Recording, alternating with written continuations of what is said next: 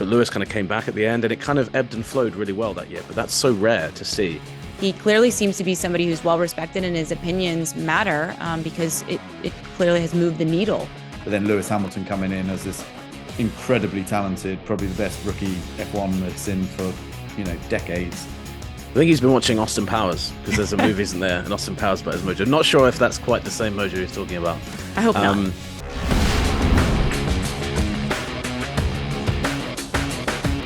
Welcome back to Unlapped. Katie George, Laurence Edmondson, and Nate Saunders back with you for another week of painfully waiting for a race and Grand Prix to take place. But in the meantime, during this break, we did get to sit down with Haas team principal Guenther Steiner last week. So if you missed it, go back into the Unlapped archives and give it a listen, because it was a great conversation. I thoroughly enjoyed it. And as you would imagine, when you have a guest on, you can't debrief about the guest because they're still sitting next to you or they're still on the Zoom chat. So I would ask the two of you, Nate and Laurence, just what your takeaways were and what you made of our conversation that we had with Guenther Steiner. I think Guenther would have actually quite enjoyed us debriefing about him when he was there. He's that kind of guy, isn't he? No, I really enjoyed it. I think he's a great person to chat to, and I think the great thing with Guenther Steiner is that there's always questions about Drive to Survive, how authentic people are when they're on it, whether they play up to the cameras. But with Guenther, you just get the impression, don't you, that is exactly who he is. The guy you see on TV, he's very similar to how he was with us. He's open to talk about anything.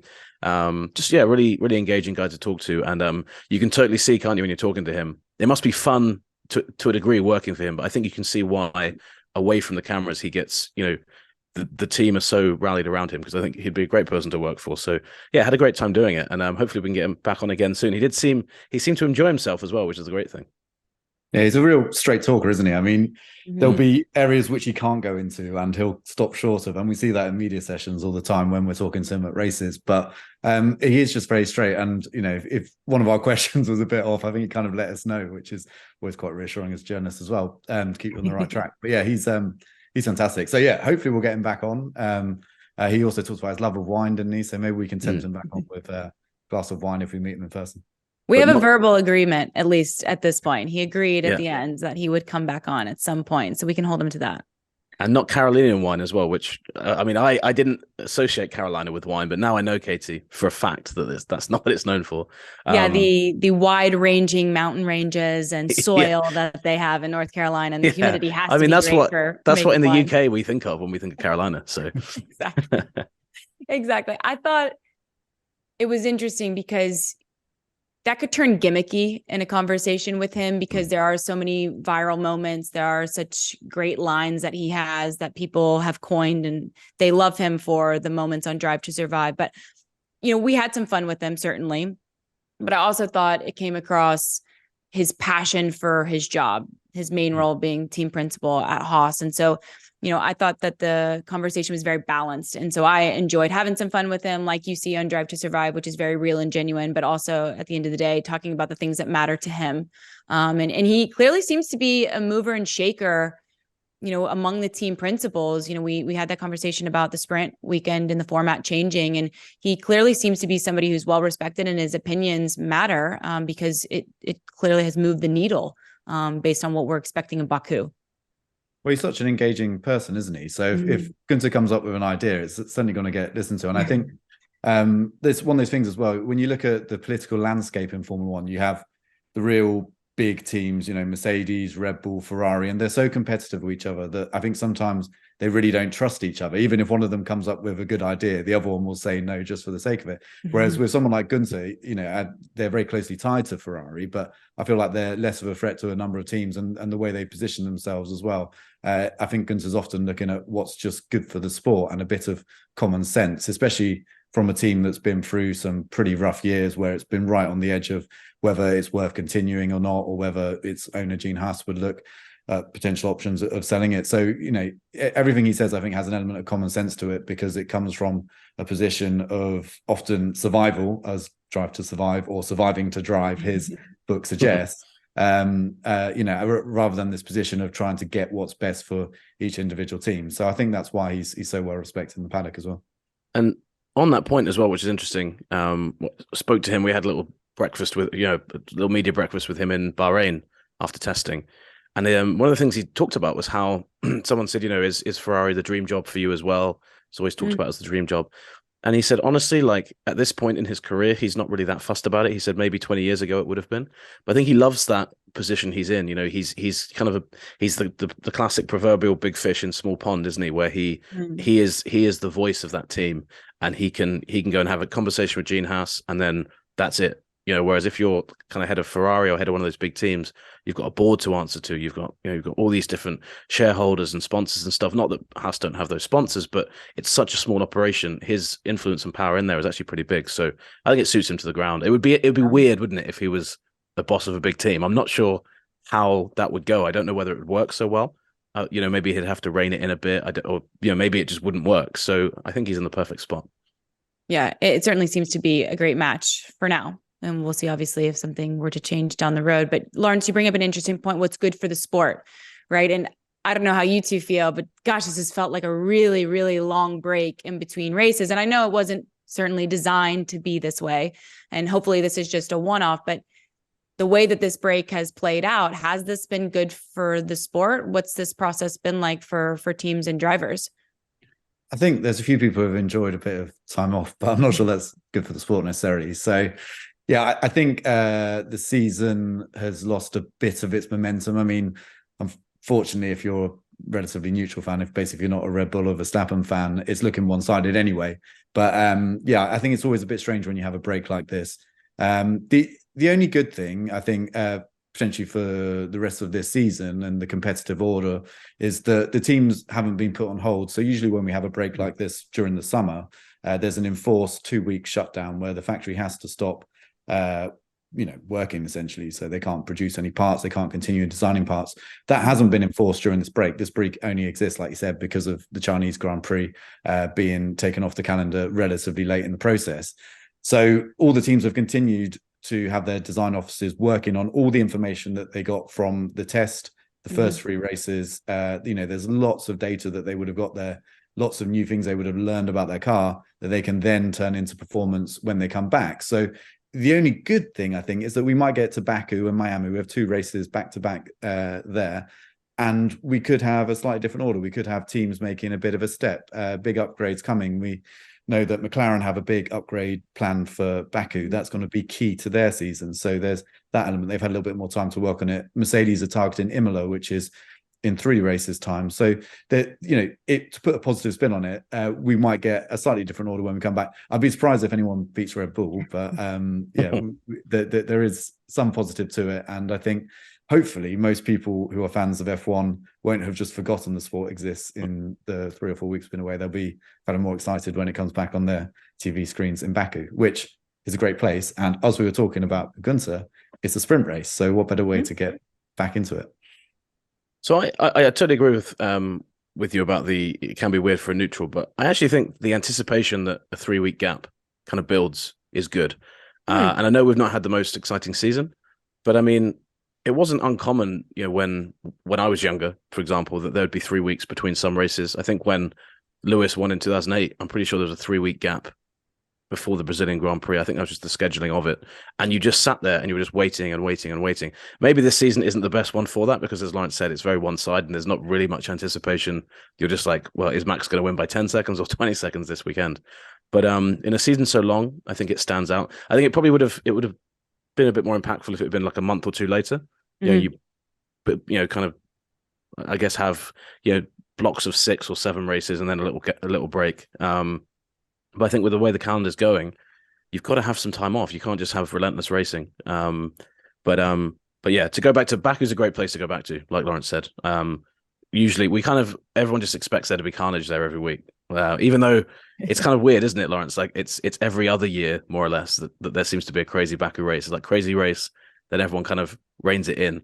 So I don't know whether sprint race, they're just going to be super, super safe, or whether everyone's just going to lose their minds again like they did. I can't remember the last nuts Baku race, but I guess it was when Max went off and then Lewis went off at turn 1 at the restart, which was 21, wasn't it? Yeah. So yeah, it often needs a catalyst, something to happen just to get things kicked off. Usually, sometimes it's been a tire failure. We saw that in 2021 with Lance Stroll and then Max later in the race. And so there's usually something that just needs to spark it off, and then you get a great race. But there's never a guarantee of that, of course, because everyone's trying to keep it sensible. But yeah, I think we're essentially 1 1/3 races, which is what we have with a sprint race. You get an extra third of racing on top, then there's plenty of potential for things to go wrong. And if you are missing F1, we should also say that if my calculation is right, we've got 5 races in 6 weeks coming up, because we've got Baku, Miami, then 1 week break, and then Imola, Monaco, Spain. So big variation of different types of tracks,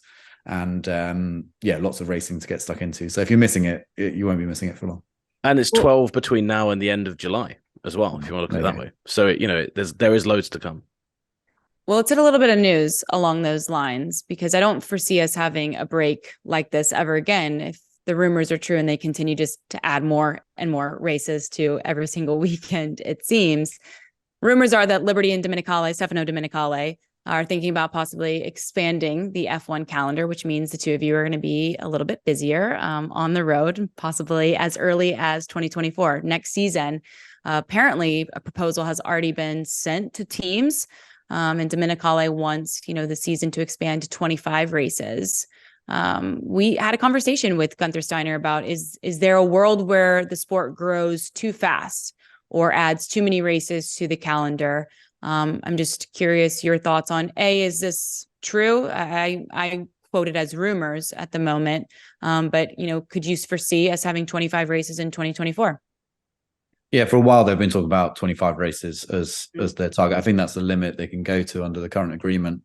And of course, if we'd had China this weekend or just a replacement race, we would have been at 24 already this year.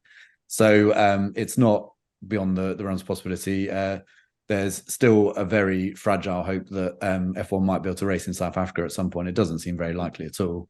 But that was one of the ones which was being slated. But there are so many tracks that are and venues that are willing to get involved, want to get involved. There's talk of a race in Madrid, coming in that would probably just replace Barcelona. But even then, it's just these examples of their interest being there. We constantly get these stories about a London Grand Prix, and we talked about that on previous podcasts and why it probably won't happen. But they can easily get 25 races if they want to, and of course, the more races you have, the more money you generate, because each of those races is paying a sanctioning fee to Formula One.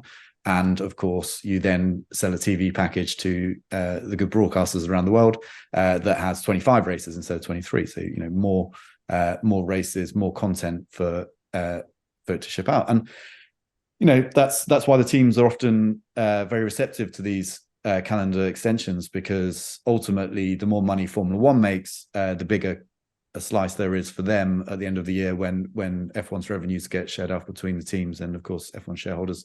And so it's there's very rarely any pushback. The pushback tends to come from the people on the ground doing the jobs, the mechanics, the ones flying economy, all of that kind of stuff. Mm-hmm. And there's often questions about, is it sensible, is it realistic to have these long calendars?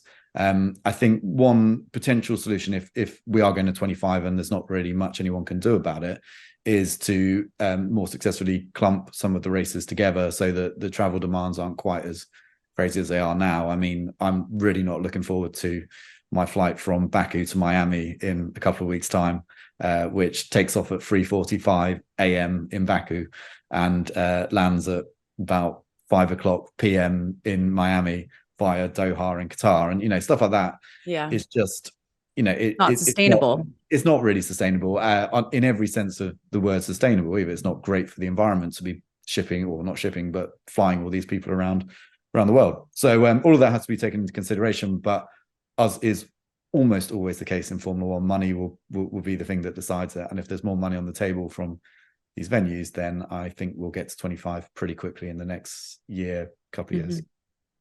And then, of course, when the next agreement, when it comes to negotiate the Concord agreement again, does that 25 go up again? Because the teams will look at it and say, well, is there more money to be made? So I feel like it's obviously great for F1, but it is a bit, you look at it and you wonder. I mean, I think what Guenther said on that was quite interesting, wasn't it? He said, you want to consolidate what you have now. When you're growing this big, you want to make sure that you're kind of you're making sure the good times don't last forever. So be interesting to see what happens. But there's some pretty cool venues that are pushing to come in. But yeah, you just wonder, where are they going to put all this stuff? The season's going to start earlier and finish later, which would be great if you have a really open championship. I always say this: a long calendar in 21, a long calendar was great because it gave Lewis that chance to fight back at the end of the season. Max might have won it, with a few races to spare. But Lewis kind of came back at the end, and it kind of ebbed and flowed really well that year. But that's so rare to see. So what you end up getting if you have a dominant car is it means more races for the dominant team to win. So I think that's got to be top of mind as well. I always think that these lulls are fascinating because we cling to any scrap of news or quote that comes out. And it becomes obviously a very big deal, and it gets legs because we're obviously waiting for something new to happen, i.e. a race. And a quote that has gained a lot of traction as of late is something that was a comment made by Fernando Alonso. And it had to do with Lewis Hamilton. He said that, quote, "It would be nice to end our careers together. I'd love that." And obviously now people's heads are swirling, as they should be. Laurence, I'll start with you. What did you make of Fernando Alonso's quick little quip there about Lewis Hamilton? Fernando always has a knack of saying the right thing at the right time, doesn't he? So he was talking to the Daily Mail, which is obviously a big British publication that writes lots of headlines around Lewis Hamilton over the years. So I think he knew he was onto a winner there with that readership. And it's I don't doubt it either. They did have this very fractious year together. Lewis Hamilton's first year in the sport, 2007. Fernando Alonso's first year after winning 2 world championships consecutively, and the mix of that, basically Fernando believing that he should have been the number one driver in the team, and kind of, well, according to some sources, being told as much by McLaren, but then Lewis Hamilton coming in as this incredibly talented, probably the best rookie F1 had seen for decades, and able to challenge him. That created issues between the two of them. Fernando and Lewis has said this as well. Okay, so Fernando has said that a lot of that is down to the management of that situation. Again, he believed that he was the number one driver, and in reality, he wasn't. But both drivers have said that they never really held a grudge with each other. Once they started talking about it several years later, and if you see Fernando and Lewis together now, they're not enemies still. They don't hate each other. So I think they could be teammates again. And being that bit older, I think it would be a fascinating dynamic. And I think for Fernando, I can see why he'd want it as well, because I've no doubt that Fernando, in his heart of hearts, believes he can beat Lewis, because for obvious reasons, Fernando Alonso will believe that he's the best driver in the world. And so if he could then beat Lewis Hamilton, 7-time world champion, in equal machinery, it goes some way to kind of vindicating his belief that he's much more than a 2-time world champion, which is what the record books say, and is actually worthy of many more championships. The reality of any of this happening is quite a different proposition, I think, given the driver market and where everyone is. But maybe I'll let Nate speak to that side of it. Yeah, I mean, I think it would be amazing, but it is difficult to see where that would be. They're both, I think, running out of years to make this happen. You probably think Fernando's probably signed his last F1 contract, probably the 3-year deal he's on currently. Although, if Aston are fighting for championships at the end of that contract, there's absolutely no way he doesn't sign a new deal if presented to him. But I think them ending up at the same place would be fascinating, because either Mercedes would have to get rid of George Russell, or Lawrence Stroll would have to get rid of his son from Aston Martin. So those two things seem, I mean, I'm not saying George Russell's a son to Toto Wolff, but they're pretty close. It's like there's a real close bond that's been built there, for over years. So it would be quite remarkable if they ended up together, because you can't really see them going to other teams. I don't think Alonso's ever going to go back to a place like Ferrari. He's pretty much in the last place he could probably race. So yeah, I mean, if it did happen, it would have followed a monumental breakup of some kind. So I feel like it would be an amazing story. But it's very difficult to see. I mean, those are probably the two most unlikely things we'll see. George Russell leaving Mercedes, certainly. I mean, unless it's of his own volition. I mean, being forced out, or even more unlikely is Lawrence Stroll getting rid of Lance at any point. But yeah, again, for obvious reasons. So yeah, hate to be the party pooper there, but I'm not sure we'll see that. I think Hear me out. Oh no, go on, Katie. Hear me out real maybe quick. Audi though. Anyway, sorry, go on. And again, just for all those listening and watching, this is purely a brain exercise for the three of us here. But hear me out. I actually think that the chances of Stroll saying, hey, Lance, we're going to take your seat and give it to a 7-time world champion and have a driver lineup of Fernando Alonso and Lewis Hamilton. I think the chances of that happening are higher, actually, than possibly Mercedes parting ways with George Russell. I think that you could see Stroll decide, hey, let's secure a seat for Lance, maybe elsewhere, right? If there's a possibility there. Or Lance also understanding, hey, we've now created a machine that's going to compete and contend. Like, I think as a driver, obviously you are ultra competitive, but I think if I were Lance Stroll, I would understand that Lewis Hamilton is a more capable driver than I am at this point of my career, right? I think we could all agree that Lance Stroll would be realistic in that way. I could see Lawrence being shrewd. I mean, he's a billionaire for a reason. Like, you have to make shrewd decisions to get to the top of where you are economically. And he clearly wants to win. He's given all of his resources to Aston Martin to put them in a position to succeed.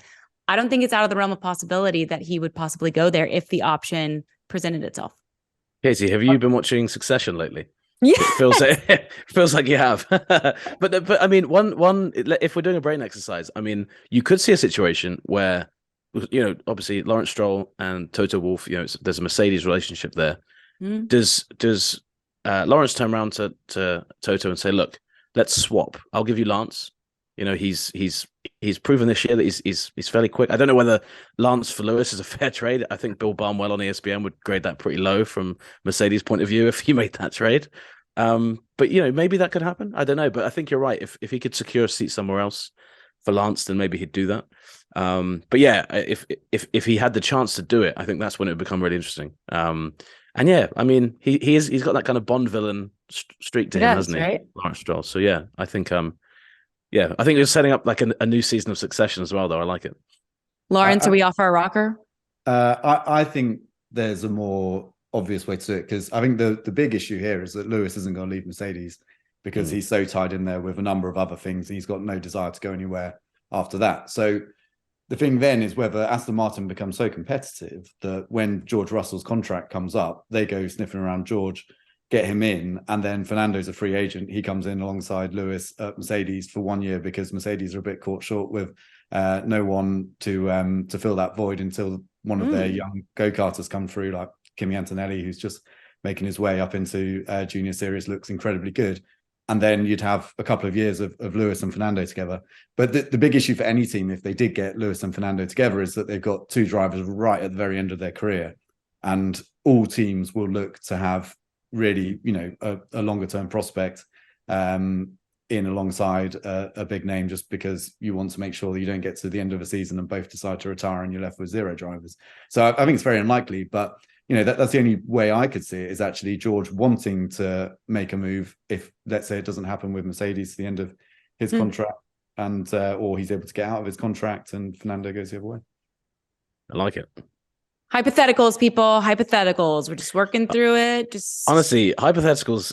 When you actually get into them, they become so fun, because then you start thinking, well, in this scenario, what happens with Lando? Are they just overlooking Lando, and suddenly they're like, I'd rather have a 40-something Fernando Alonso over Lando. So, very interesting stuff. It's almost the butterfly effect, right? The dominoes, and how it shapes a sport and the history of it based on the moves that we've seen in the past. Something else that obviously has been a big talking point is the FIA dismissing Ferrari's request to review Carlos Sainz's penalty. For a refresher, Lawrence, would you try to take us through what exactly happened on track and why Ferrari felt like the penalty should be reviewed? Yeah, so let's go back to that last proper restart of the Australian Grand Prix. It was absolute carnage. Two Alpine drivers drove each other into the wall, but just ahead of that, Carlos Sainz missed his braking point, or left his braking too late considering how cold the tyres were, ploughed into Fernando Alonso, spun the Aston Martin round, and got a penalty for it, a 5-second penalty. Now, when they reset the grid for the final restart, which ended under the safety car, so it wasn't really a proper restart, Carlos Sainz was in 4th place. Fernando Alonso was put back up to 3rd because they took the same order as was on the grid. And so with a 5-second penalty and all the cars bunched together, going across the line together as if behind the safety car, Carlos dropped from 4th place all the way to last, which I think was 12th. There's only 12 cars left, and lost all points and all the things that he'd been working for very hard in that race, and actually done a very good job in that race. So he was very upset because not only did he think that given the circumstances, it was the first lap. Sometimes the stewards are a bit more lenient on the first lap.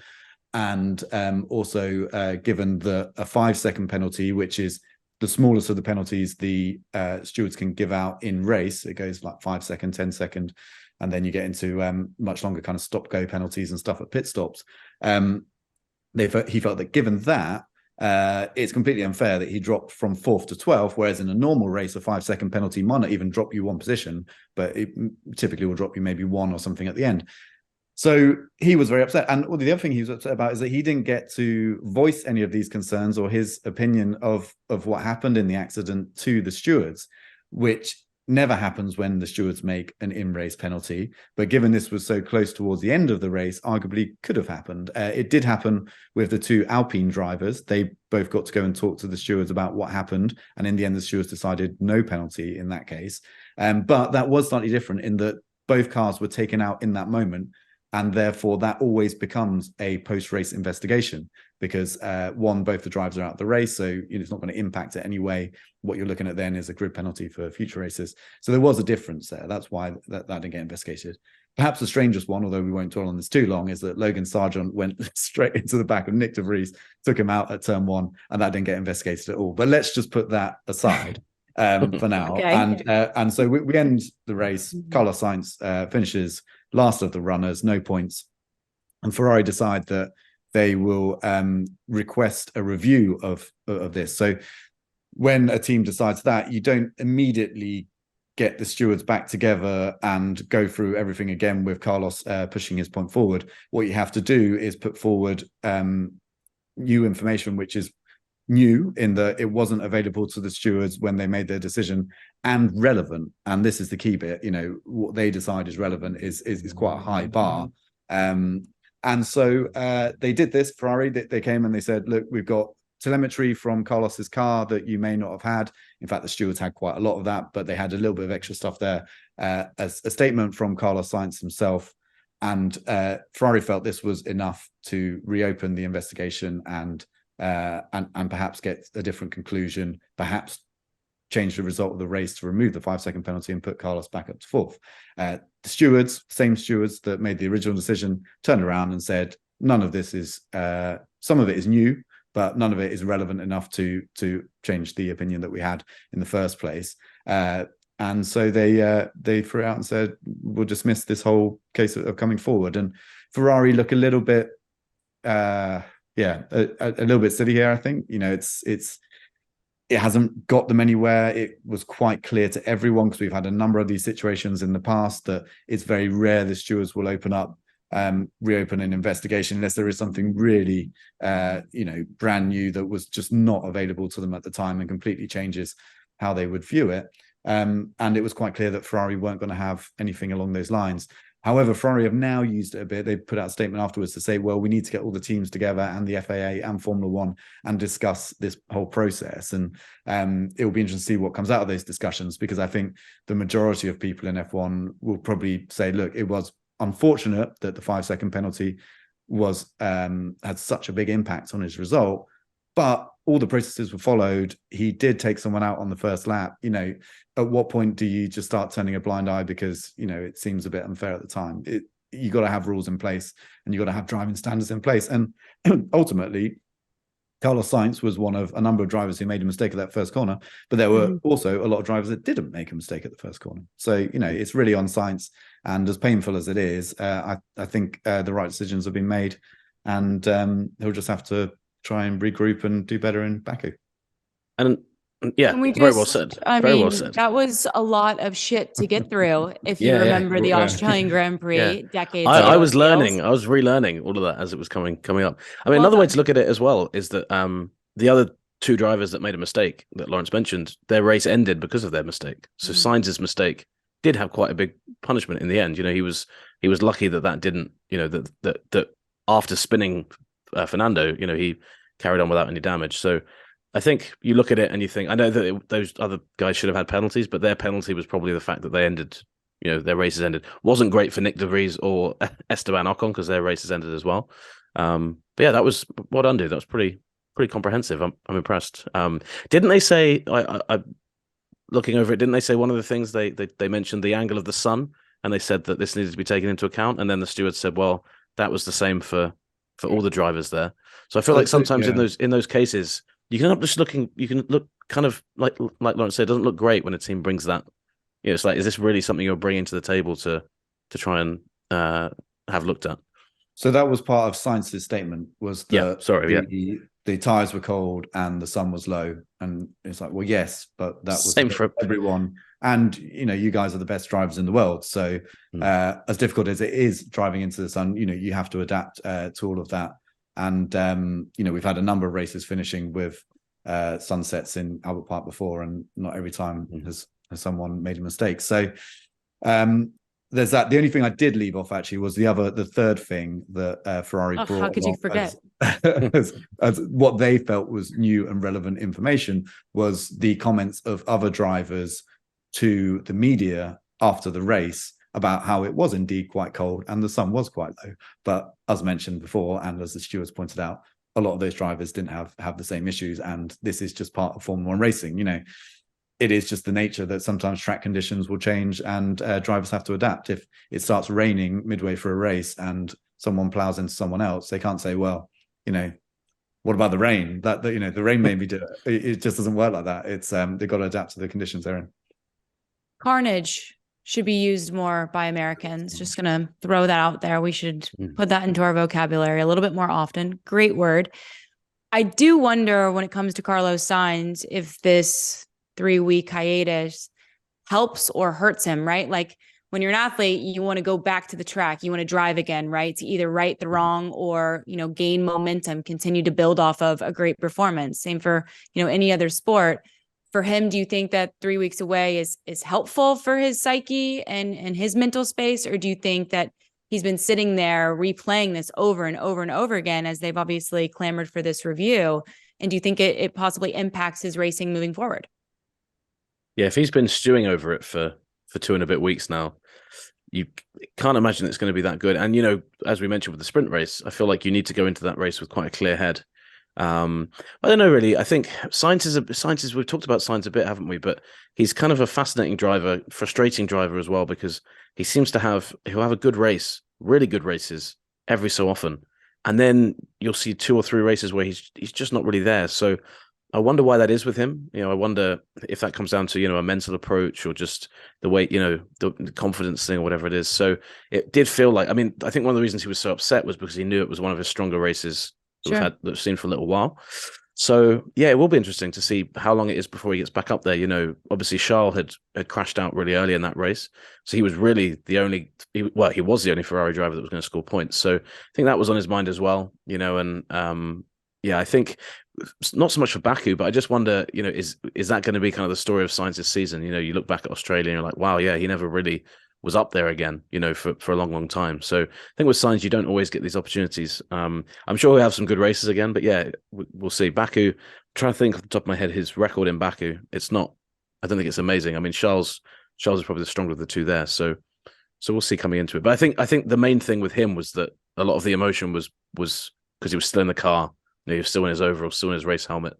So I'm not sure whether that emotion would have carried on, but that'll be interesting. I think his press conference on Thursday will be the most interesting one that we get because, if he's clearly still carrying some baggage, I feel like if I saw him in the sprint race, I'd probably just give him a wide berth through every corner. Be like, right, this guy's gonna be driving on the ragged edge a little bit. Yeah, maybe Carlos, if you want a few extra points, go get him. I'll sit back. Something else that hit the airwaves was Christian Horner and Red Bull making some positive comments about yours truly, Daniel Ricciardo. He believes that Ricciardo is getting his mojo back after returning to Red Bull this year, and he's confirmed that the 8-time Grand Prix winner is set to test for the team later this year. Mojo. And obviously, I know, Nate, that you know Daniel well. What do you think Christian Horner means when he says he's getting his mojo back? I think he's been watching Austin Powers, because there's a movie, isn't there, and Austin Powers about his mojo. Not sure if that's quite the same mojo he's talking about. I hope not. But I think it all comes back down to kind of the big kind of question mark around Ricciardo for the last few years, right? Which was what happened to the Ricciardo of 2018, 2017, especially when you're in Christian Horner's shoes, because the Ricciardo that last worked at Red Bull was a beast. You know, he in certain points, in certain races, if there was a sniff of victory, the guy you kind of wanted in those situations often was Ricciardo. A lot of his wins, he kind of came from nowhere, came through the field, and would win races. And then obviously Renault, he had some really good stints there. But McLaren, other than Monza, if you take Monza where he won away, it was just baffling. No one really understood why he wasn't the same guy, why he wasn't able to fight with Lando. And there's been some interesting comments Horner's made as well, where he said that as soon as they got him in the simulator, they realized he'd picked up habits since leaving Red Bull that he didn't have when he was at the team. So, you know, whether that's a driving style technique, whether it's the way he feeds back information, you know, he didn't go into too much detail. But I think what he means, you know, specifically about Mojo is there's clearly something that went missing for Daniel Ricciardo over the past 2 seasons, especially last year. You know, it just got worse and worse and worse last season from the first race. And I think that a lot of that, I think what most people read when they see that is confidence. You know, he's always been that happy, bubbly kind of guy, but you do feel that last year at times he was doing it in spite of not feeling that way, not feeling that good about how things were. So, and it did, again, we've talked about when we spoke to him in New York, but he did just seem so much more at ease, didn't he? Even then. And that was, he'd only had the new Red Bull kit for a month. So interesting to hear that from Horner. And I think as much as anything, if you're another team boss on the grid, you're probably hearing Horner say that. And I think that, you know, if Ricciardo doesn't end up racing for Red Bull, which, you know, I personally think's unlikely looking at it right now, I think the biggest thing for Ricciardo, he's going to be looking at it thinking, I want to race again. I want to race in Formula One. So comments like that, if you're another team boss, obviously Ricciardo's going to test later this year. You're going to look at that and say, well, if we're getting the Ricciardo, you know, the 2018 spec Ricciardo, the 2019 Ricciardo, even the Ricciardo of 2020 for Renault in that COVID season, you'll be happy about that. But what you don't want is to spend money on the Ricciardo we saw, kind of the damaged goods Ricciardo, if you want to say that, you know, where clearly there just wasn't something wasn't clicking. So interesting to see that. And I think it is fascinating as well, because the whole question mark around Ricciardo is how close is he to actually racing for Red Bull? Obviously, something needs to happen to Perez or to Max to step in if he were to step in. But the fact that Horner's saying that, it suggests that they would be happy right now if they needed him to turn to him, which I think is a big statement. Sure. So, and I think it'd be good. It's good news for F1 fans as well, because he's such a popular guy, and I do feel like F1's been a bit, you know, it's been. I think his absence has been felt. I don't know if you both agree with that, but I feel like it. You know, I know he's been around, but he's not really been as present as obviously in previous years. Certainly from a personality standpoint, but let's go down this rabbit hole, because this is obviously a episode of exercises. Lawrence, based on the drivers that we currently have on the grid and their current contracts, where could we see Daniel Ricciardo return if, say, it was going to happen next season? There aren't many options at the top teams. So if you look at Mercedes, we're kind of assuming that Lewis is going to sign a contract going forward. And that would, mean that they've got 2 drivers. Ferrari have 2 drivers under contract, Sainz and Leclerc. Red Bull obviously do. Then we look at McLaren, what he's not going back there. Aston Martin, Fernando's under contract for at least another year after that. Lance Stroll, we discussed earlier. Where else can we go? Alpine, well, they had an option last year. If they wanted to, they could have pursued him, and they didn't. They signed up Pierre Gasly and Esteban Ocon, and despite the 2 of them crashing in Australia, I think they're pretty impressed with what Pierre's been able to do, and Esteban's been a kind of long-term prospect of theirs. So then we start going much further down the grid, and you get to, well, AlphaTauri, that's a junior Red Bull team. Doesn't make a huge amount of sense for Daniel to end up back there, because again, I think, had he really wanted to make that happen this year, he could have. Haas, possibly. There's a possibility there if either Kevin or Nico have a bad season, or decide at the end of it that they actually quite like being away from F1, then Daniel could slot back in there. But again, Daniel had the opportunity have conversations with Guenther, and apparently didn't pick up his phone, so didn't reply to messages or whatever the story was. So it's not looking great, but it's never as simple as that. You know, if you look at Checo before he went to Red Bull, where he was at Force India, won a race in Sakir in an unfancy car, and then opened the door for himself, you know, to get that Red Bull drive when they looked to get rid of Alex Albon. So, you know, these things do happen. They do turn around, and I think right now it's quite hard to speculate on where he would be. But I actually was in the interview. There was three of us talking to Daniel on the Thursday in Australia, where he said that he, you know, the signs are pointing towards him wanting to go back to a Formula One drive. And while it's a question that we all had on our notebooks ready to ask, he was the one that brought it up. You know, we said we had 30 minutes with Daniel, so, you know, we were just kind of asking him stuff about, you know, how it's going, what he's getting up to, and all that kind of stuff. And he was the guy that brought up, no, by the way, all the signs are pointing towards it. I want to make it happen. So that will be the big question. How much does he want to make it happen? How far is he willing to go down the grid to make it happen? In that interview, he suggested not that far down the grid. His ambitions haven't changed. He still wants to be in a car that can compete for podiums, wins eventually, and certainly be top half of the grid. So it's going to be tricky. But I think, yeah, he was putting it out there. And Nate, you're absolutely right. The other thing he mentioned was going in the simulator and basically realizing that, oh, you know, in a good car, this could be really good fun. And he's really, really excited about getting in this year's Red Bull later this year to do some Pirelli tire testing, which under normal circumstances, the 20 drivers who drive week in, week out really don't care about the Pirelli tire testing unless they think they can gain some kind of advantage. It's pretty much, you know, one of the things they'd do anything to get out. I mean, in previous years, they have done that, and Pirelli had to put in some rules to make sure they actually had relevant drivers capable of pushing the cars hard enough for them to get decent tire data back. But yeah, Daniel is definitely capable of that. And he is so excited about getting in that car because he's basically going to be getting into one of the best Formula One cars arguably ever, but certainly of the last kind of 10, 20 years or so, and the chance to wring its neck and really find out what he's got in him away from all the handling traits that the McLaren had that he didn't like, couldn't click with, couldn't get himself around to. He's going to get back in a Red Bull that has all the things that he wants, and he'll have some idea of how close he is to Checo and Max, and those are some very good yard posts to measure yourself against.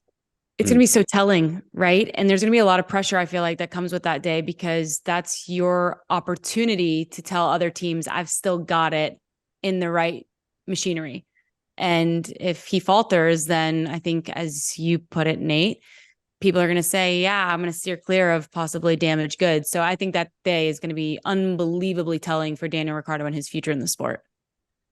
Yeah, big time. And I mean, I hope it goes well for him, because I think he can come back and do well.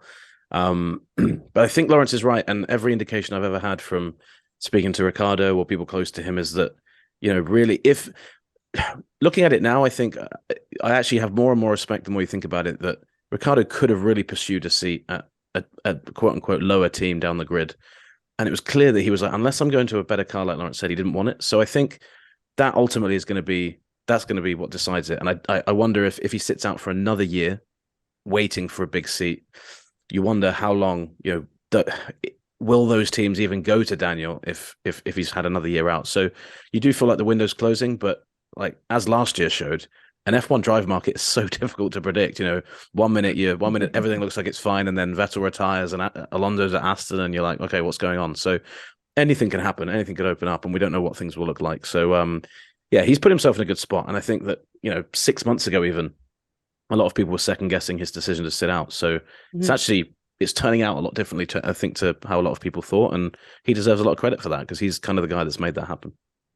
Anything can happen. That's why we absolutely adore this sport.